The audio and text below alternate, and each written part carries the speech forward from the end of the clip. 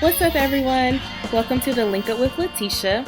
I am your host, Latesha Byrd, and this podcast is for young professionals that need some real deal advice, tips, and resources to navigate corporate America and dominate their career.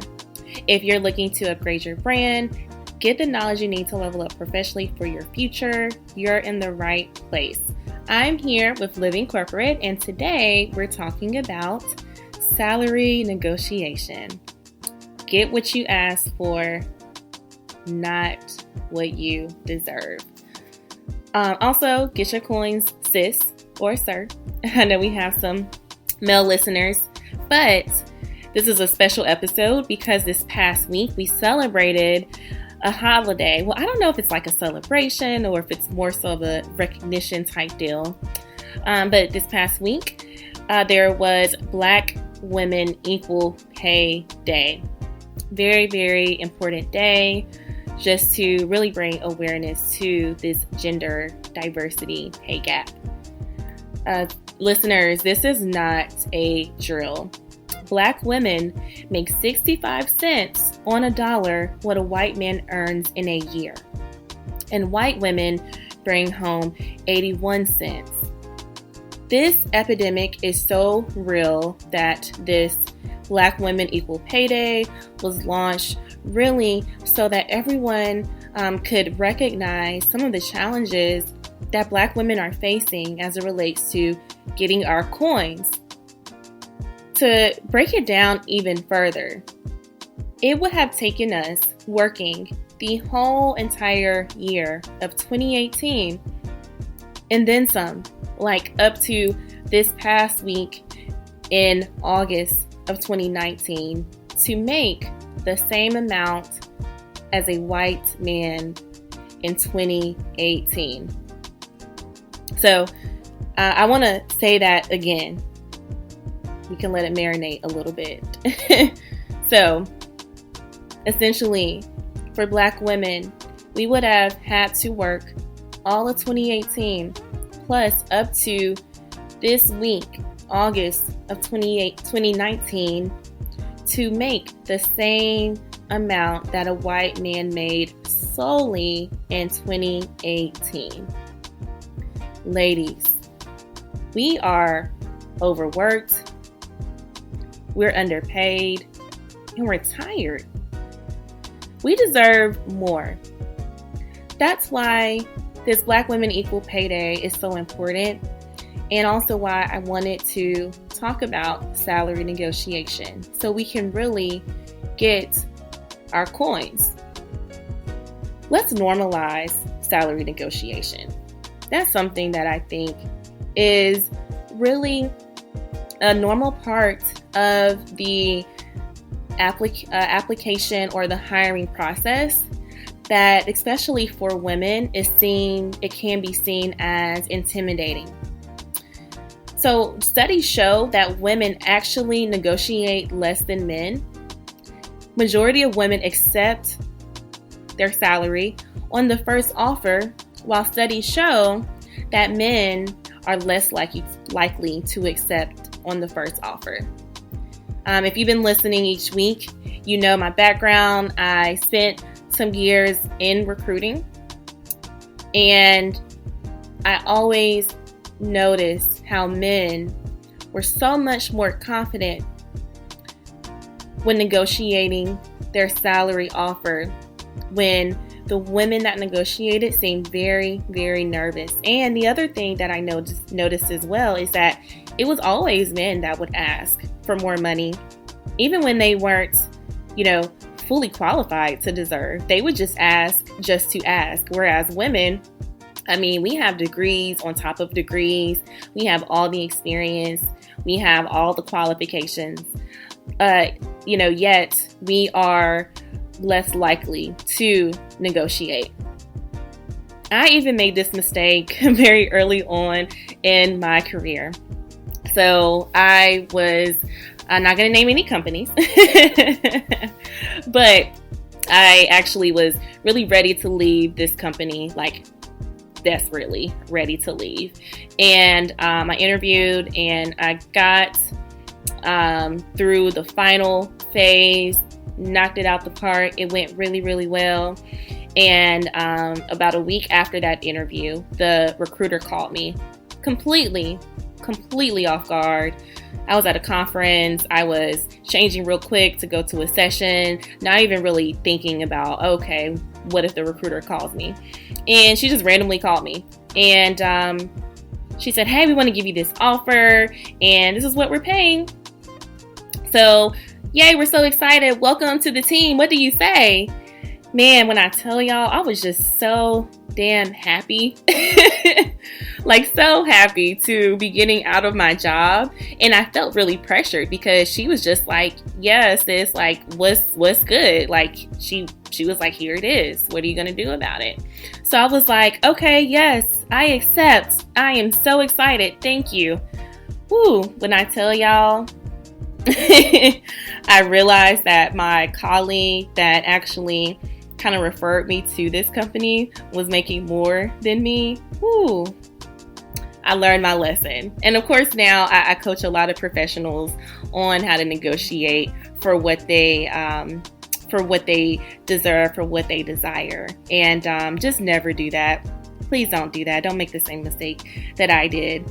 And just know that recruiters will call you at any time of the day, and they will give you that job offer, and they will try to pressure you into, hey, what do you say? You know, we're excited. No matter how desperate you feel, no matter how excited, even excited you are about the actual offer, don't ever accept on the spot.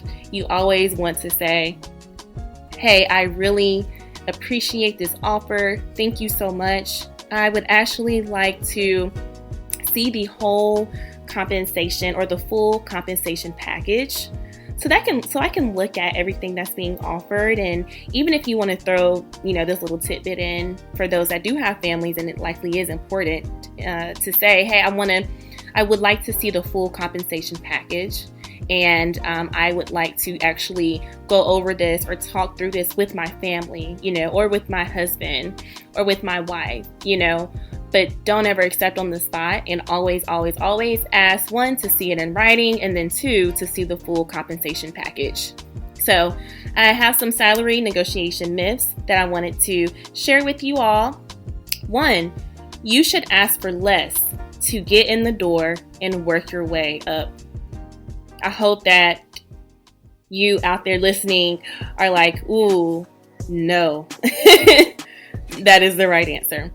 You should never ask for less to get in the door and work your way up. And here's the reason why.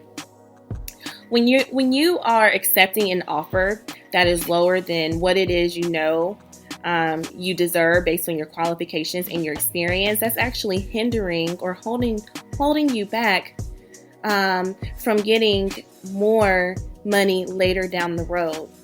That's literally limiting your future earning potential, because as you all know, when you get with the company, your promotions, your raises, all of that is based on your current pay.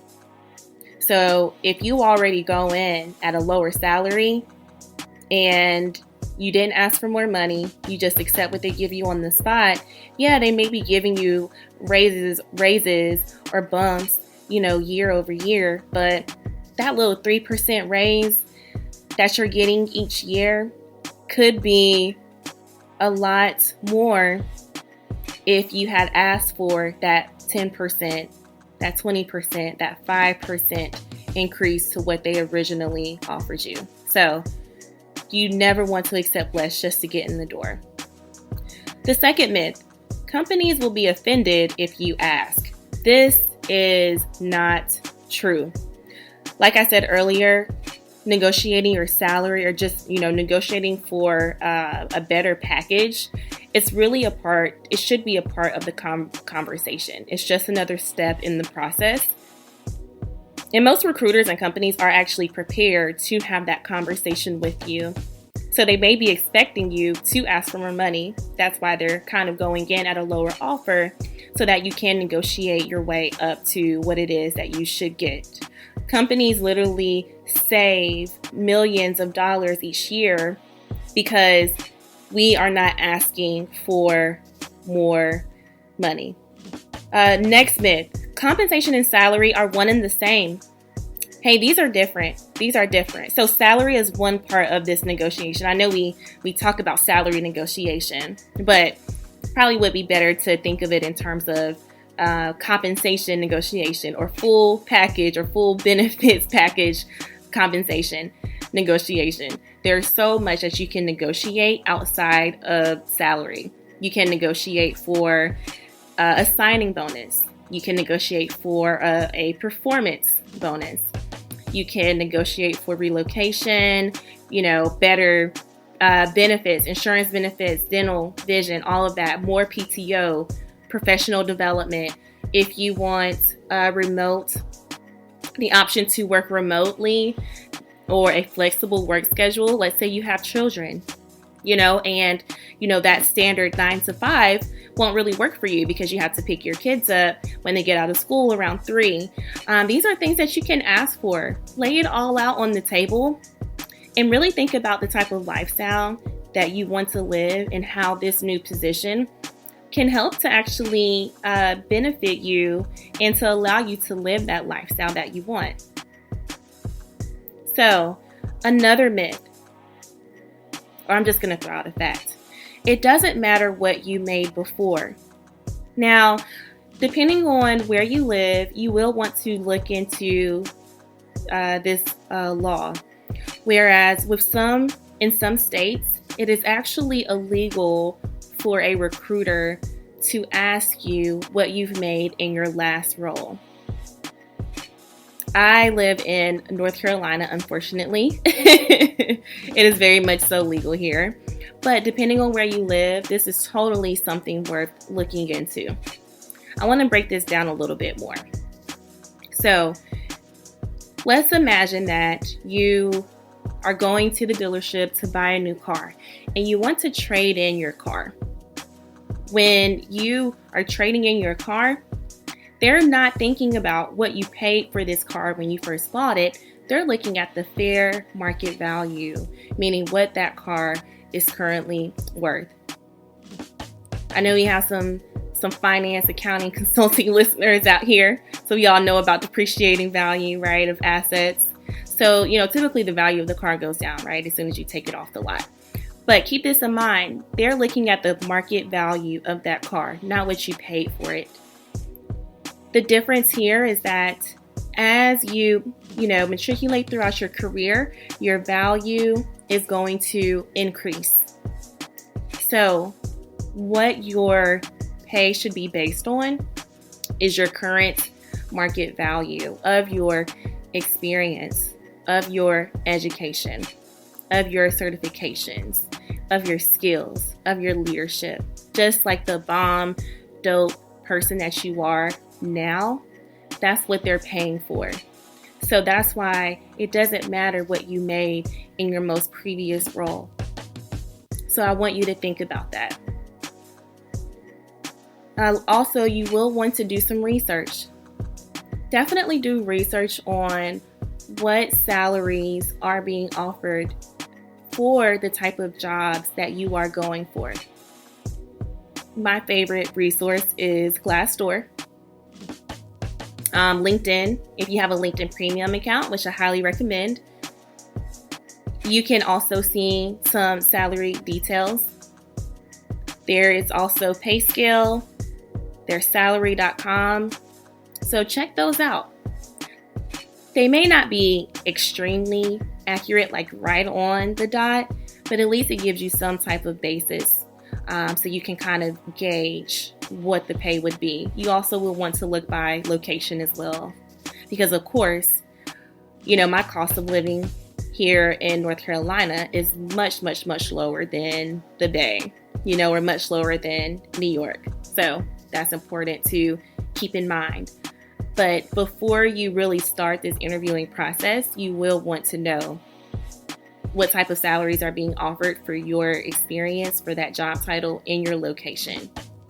Because not only will recruiters ask you what you're looking for, they may even ask you this in the very first conversation. This happens much more than it actually used to. So be prepared to have that salary discussion, even on the first call. All right.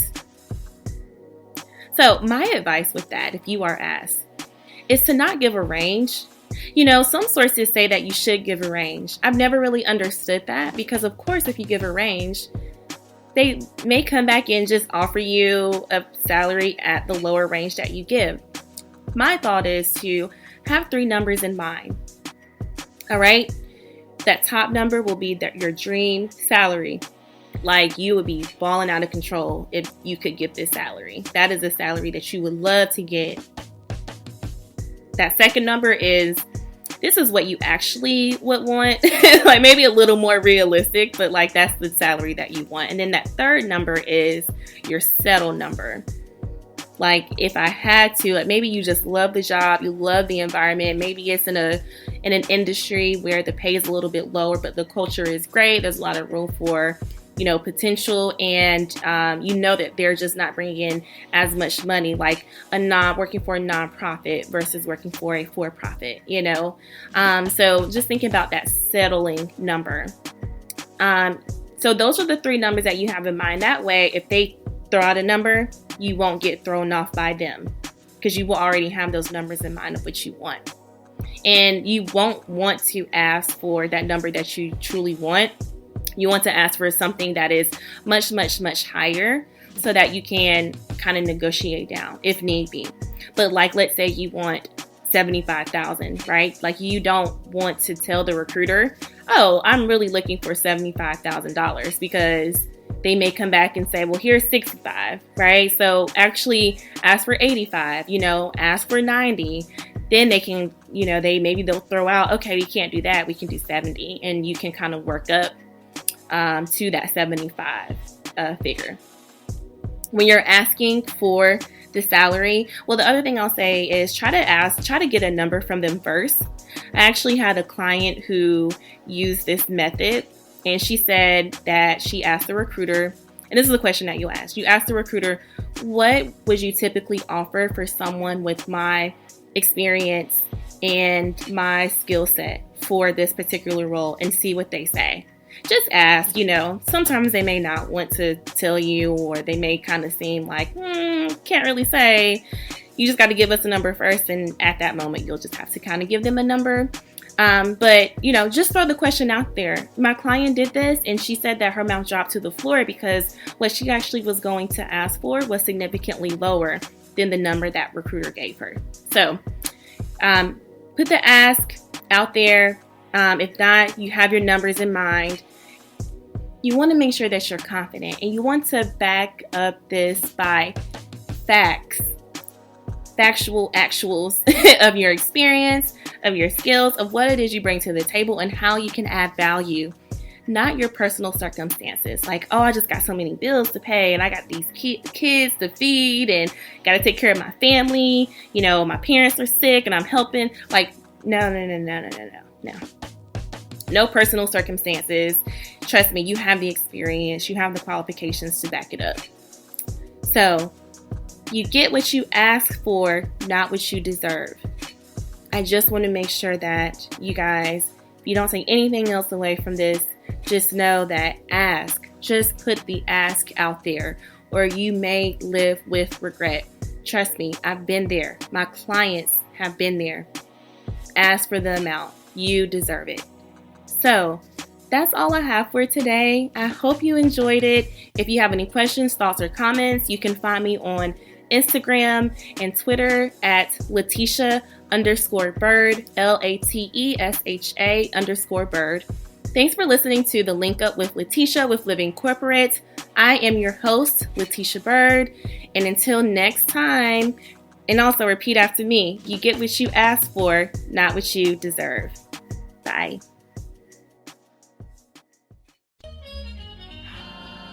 Living Corporate is a podcast by Living Corporate LLC. Our logo was designed by David Dawkins. Our theme music was produced by Ken Brown. Additional music production by Antoine Franklin for Musical Elevation. Post-production is handled by Jeremy Jackson. Got a topic suggestion? Email us at livingcorporatepodcast@gmail.com. You can find us online on Twitter, Facebook, Instagram, and living-corporate.com. Thanks for listening. Stay tuned.